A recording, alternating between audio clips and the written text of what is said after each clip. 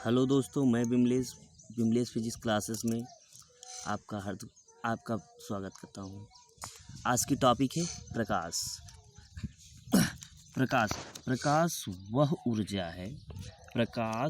ऊर्जा है जिसके अंतर्गत हम किसी वस्तु को स्पष्ट रूप से देख सकते हैं। प्रकाश वह ऊर्जा है जिसके अंतर्गत हम किसी वस्तु को स्पष्ट रूप से देख सकते हैं। देखिए लिखा गया क्या, प्रकाश वह ऊर्जा है जिसके द्वारा हम किसी वस्तु को स्पष्ट रूप से देख सकते हैं, या यह कह सकते हैं कि प्रकाश वह ऊर्जा है जिसके द्वारा हम अपनी यांत्रिकाओं जिसके द्वारा हम किसी वस्तु को स्पष्ट रूप से देख सकते हैं। प्रकाश के गुण क्या होता है?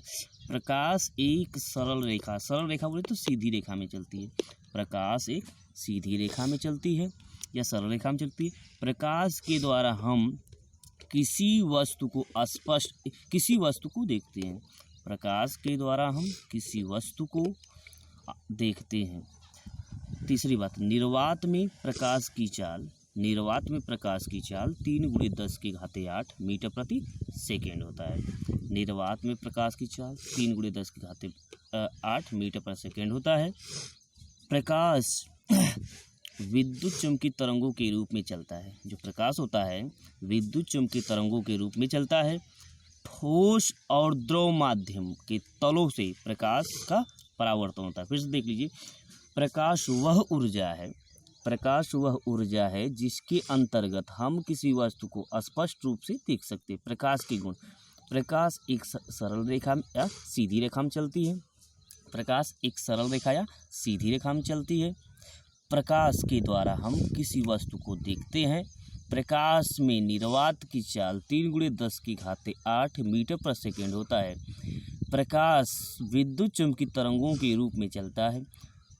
ठोस और द्रव माध्यम के तलों पे से प्रकाश का परावर्तन होता है। अब प्रकाश की प्रदीप्त वस्तु क्या होती? यह है प्रदीप्त वस्तु ऐसी वस्तुएं जो स्वयं के प्रकाश से प्रकाशित होती हैं, प्रदीप्त वस्तु कहलाती है। या कह सकते हैं कि वे वस्तुएं जो स्वयं के प्रकाश से प्रकाश उत्पन्न करती हैं उसे प्रदीप्त वस्तुएं कहते हैं, जैसे सूर्य, बल्ब, मोमबत्ती आदि। प्रदीप्त वे वस्तुएं जो स्वयं के प्रकाश से प्रकाशित होती हैं या स्वयं प्रकाश को उत्पन्न करते हैं, प्रदीप्त वस्तुएं कहलाती हैं, जैसे सूर्य, बल्ब, मोमबत्ती आदि। अदीप्त वस्तुएं क्या? प्रकाश की उपस्थिति में दिखाई देने वाली वस्तुएं अदीप्त वस्तुएं कहलाती है, क्योंकि इनमें स्वयं का प्रकाश नहीं होता है। अर्थात यह कह सकते हैं कि ऐसी वस्तुएं जिनमें वे वस्तुएं जो स्वयं के प्रकाश से प्रकाश उत्पन्न नहीं करती हैं, वे वस्तुएं जो स्वयं के प्रकाश से प्रकाश उत्पन्न नहीं करती हैं उन्हें अदीप्त वस्तुएं कहते हैं। जैसे हमारे आसपास की वस्तुएं, चंद्रमा जो है हमारे आसपास की वस्तुएं और चंद्रमा। फिर से देखते अदीप्त वस्तुएं क्या है। अदीप्त वस्तुएं प्रकाश की उपस्थिति में दिखाई देने वाली वस्तुएं अदीप्त वस्तुएं कहलाती है, क्योंकि इनमें स्वयं का प्रकाश नहीं होता है। हमारे आसपास की वस्तुएं, चंद्रमा आदि। अपने शब्दों में कह सकते हैं कि वे वस्तुएं जो स्वयं के प्रकाश से प्रकाश उत्पन्न नहीं करती हैं अदीप्त वस्तु कहलाती है। चलिए पारदर्शक देख लेते हैं। पारदर्शक क्या होता है? पारदर्शक जिन वस्तुओं से होकर प्रकाश किरणें सीधी आर पार निकल जाती हैं उन्हें पारदर्शक वस्तु कहते हैं।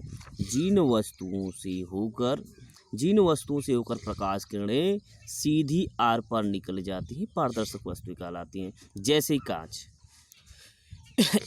तो इसको देख लीजिए, जिन वस्तुओं से होकर प्रकाश की किरणें सीधी आर पार मतलब इस पार से उस पार निकल जाती हैं, पारदर्शक वस्तुएं कहलाती है, जैसे इसको कांच है। बस अर्धपारदर्शक वस्तुएं ऐसी वस्तुएं जिनसे प्रकाश का कुछ भाग अवशोषित हो जाता है तथा कुछ भाग बाहर निकल जाता है। अर्धपारदर्शक वस्तु कहलाती है।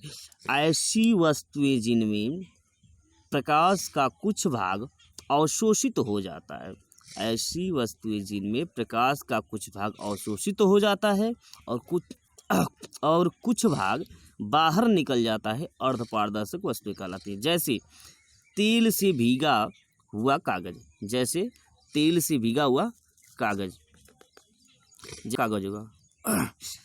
फिर से यहाँ से देख लीजिए, ऐसी वस्तुएं जिनसे प्रकाश का कुछ भाग अवशोषित हो जाता है और कुछ भाग बाहर निकल जाता है, अर्धपारदर्शक वस्तुएं कहलाती हैं। जैसे तेल से भीगा हुआ कागज।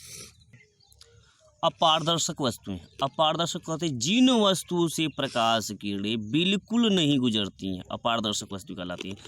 मतलब ऐसी वस्तुएं जिसमें प्रकाश की किरण आर पार बिल्कुल भी नहीं गुजरती है, उसे अपारदर्शक वस्तु कहते हैं। जैसे देख लीजिए, लिखा गया है अपारदर्शक वस्तु जिन वस्तुओं से प्रकाश की किरणें बिल्कुल नहीं निकलती, बिल्कुल मतलब आर पार नहीं निकलती हैं, अपारदर्शक वस्तु कहलाती है। जैसे पत्थर, ईंट, बालू आदि। अपारदर्शक वस्तुएं क्या होती हैं? जिन वस्तुओं से प्रकाश की किरणें बिल्कुल नहीं गुजरती हैं या बिल्कुल नहीं निकलती हैं, अपारदर्शक वस्तुएं कहलाती हैं। जैसे पत्थर, ईंट, बालू आदि। दर्पण, दर्पण क्या होता है? कांच की एक सतह पर, किसी कांच की एक सतह पर लेड ऑक्साइड की कलई कर दी जाए, कांच की एक सतह पर लेड ऑक्साइड की कलई कर दी जाए तथा दूसरा तल परावर्तक तल बन जाए, दर्पण कहलाता है। दर्पण क्या होता है? कांच की एक सतह पर या एक तल पर लेड ऑक्साइड की कलई कर दी जाए तो इसका दूसरा तल परावर्तक तल बन जाता है। अर्थात ये भी कह सकते हैं कि कांच की एक सतह पर लेड ऑक्साइड की कलई कर दी जाए तथा दूसरे तल से प्रकाश का परावर्तन होता है तो यह क्या कहलाता है? दर्पण कहलाता है। दर्पण के प्रकार, दर्पण दो प्रकार के होते हैं। दर्पण कितने प्रकार के होते हैं? दो प्रकार के। पहला होता है समतल दर्पण और दूसरा होता है गोली दर्पण।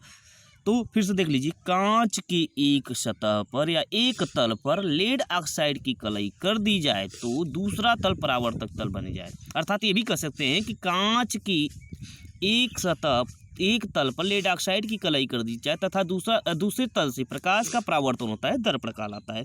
दर्पण के प्रकार, दर्पण के प्रकार, दर्पण दो प्रकार के होते हैं। पहला समतल दर्पण और दूसरा गोलीय दर्पण।